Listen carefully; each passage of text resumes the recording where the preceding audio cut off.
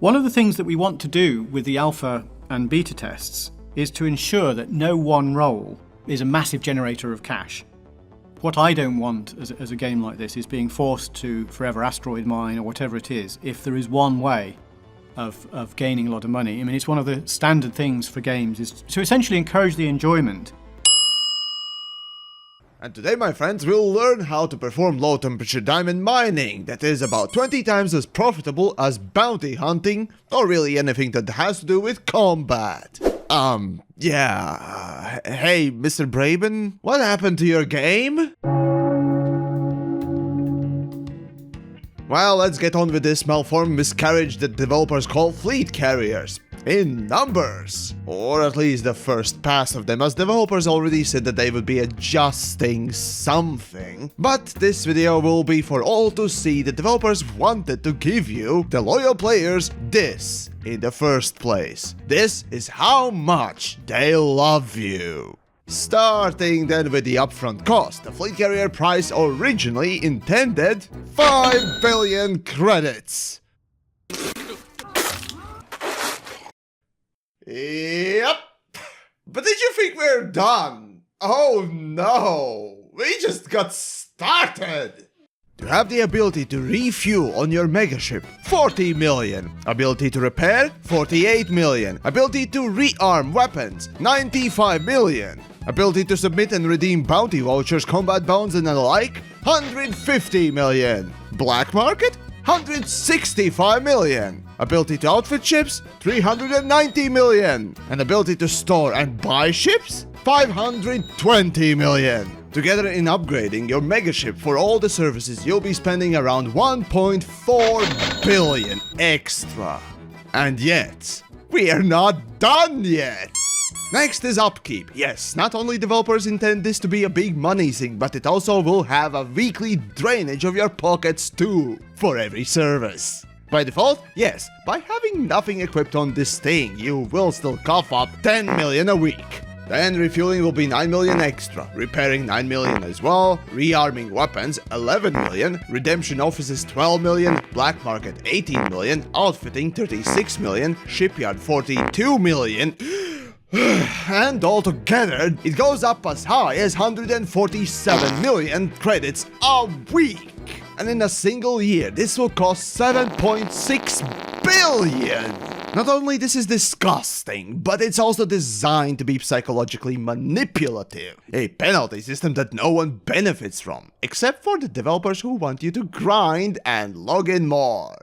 Oh, and we're still not done. There's even more. Now, by default, your fleet carrier will be equipped with commodity market. What your fleet carrier will not have is universal cartographics, and the developer official statement is, and I paraphrase, "Nah, we want the cartographics to be in human space so you return to the civilization once in a while." That conveniently completely forgets that Geonosis and other mega ships that are still guided by player groups have cartographics. Genius! Anyways, not only you need to cough up dozens of kidneys and your firstborn for a fleet carrier and have a upkeep to pay each week, but also for shipyard and outfitting, you need to buy stock to sell. Oh, but you can't just buy one heatsink, you must buy a whole pack of other garbage to have it available.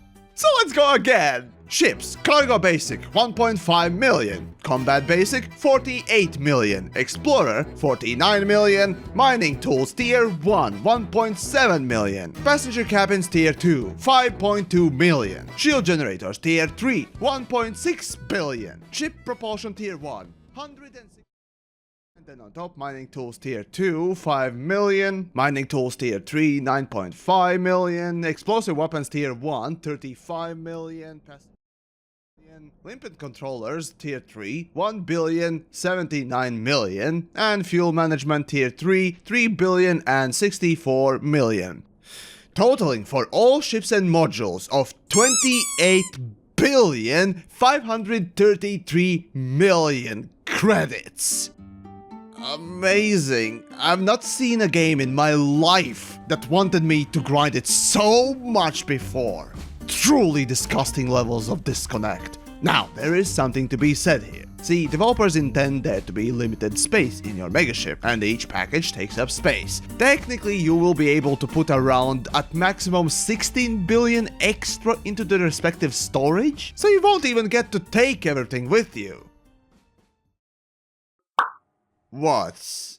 Oh, don't tell me there's more!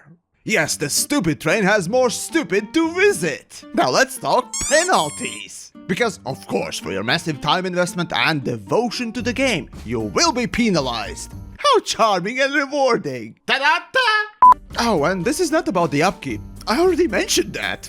So first, if you decide to sell your services, you lose half. Straight up half of your purchase cost. But hey, you can put it in suspended state. Now that won't remove the upkeep. Oh, no. It just cuts it in half. So instead of 147 million, now it's 78.5 million a week. Woohoo! My vacation from the second job can begin! Hooray! Also, if you're poor in comparison to all this, like me, if you don't pay up, your megaship goes into debt. Is it infinite? Nope. After just what developers so patronizingly called huge debt of 300 million, your megaship goes into forced decommissioning, unless you pay up. As for decommissioning, that too is an amazing feature that makes you wish you could slit your wrists right now. First, it has depreciation. Yes, the longer you have this thing, the less money you get back. It starts with 5% loss at the first day. But if you have it for longer than 3 months, you lose 66% of the price. Basically, from your 5 billion, you can say goodbye to the 3.4 of them.